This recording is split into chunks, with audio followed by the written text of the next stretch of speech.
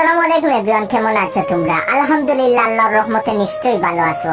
আজ আপনাদের মধ্যে নিয়ে আসলাম আমার জীবনের সাথে ঘটে যাওয়া পাদ নিয়ে একটা করুণ কাহিনী। পাদ বড়ই মারাত্মক। তুমি বোন যতই কিউট হও না কেন, পাদে কিন্তু গন্ধ থাকবেই।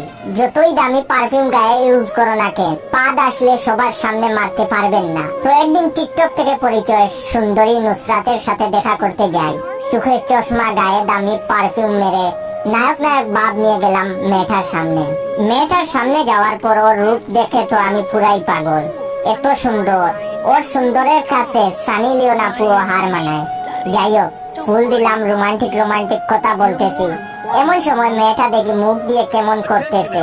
আমি বললাম, ওগো কি হয়েছে তোমার? ও বলল, না কিছু না বলতেই করে দিল একটা পাদ।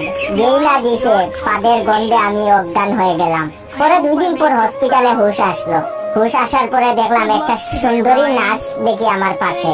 আমাকে বলল, কেমন আছেন? আমি তো নার্সকে দেখেই নার্সের প্রেমে পড়ে গেলাম। নার্স আমাকে ইনজেকশন দেওয়ার জন্য আসতেছে। এমন সময় দেখি নার্সও আমার সেই ক্রাশ মেয়েটার মতো মুখ বানিয়ে ফেলেছে। বজ্জাত বেডি বোমার মতো দিল একটা পাদ। পাদের আওয়াজ শুই না মনে হয়েছে বোম ফুটছে। আমি বয়ে হার্ট স্টপ করলাম। এখন বর্তমানে ঘুমাতে আছি।